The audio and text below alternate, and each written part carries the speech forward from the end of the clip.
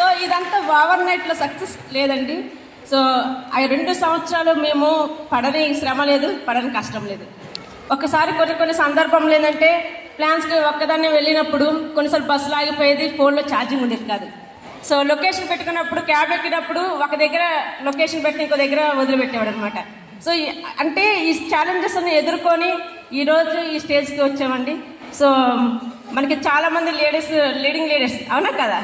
So చాలా వరకు ఏంటంటే విజనరీ పీపుల్ జనసేవను ఆలోచిస్తారంటే ఈ ఒక్కరోజు వస్తే చాలా అనుకుంటాం, కానీ మన లేడీస్ ఏంటంటే 5 years తర్వాత ఎలా ఉంటే బాగుంటుంది, అవునా లేదా, ఆలోచిస్తా లేదా.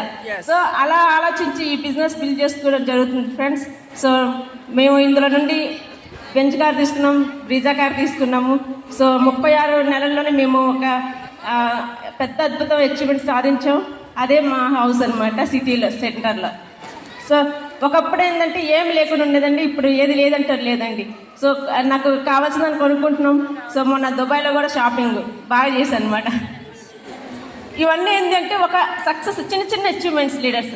చాలా వరకు ఏంటంటే ఇది కొంటే బాగుంది, అది కొంటే బాగుందని మన కోసం ఆలోచించినప్పుడు మన పిల్లలు గుర్తొస్తారా రాదా, కానీ మనకంటూ ఒక రోజు ఉండాలా లేదా. సో ఈ స్టేజ్ నిజంగా అండి ఈరోజు మనందరి కోసం ఒక గెట్ టుగెదర్గా ఈరోజు ఇచ్చినందుకు థ్యాంక్ యూ.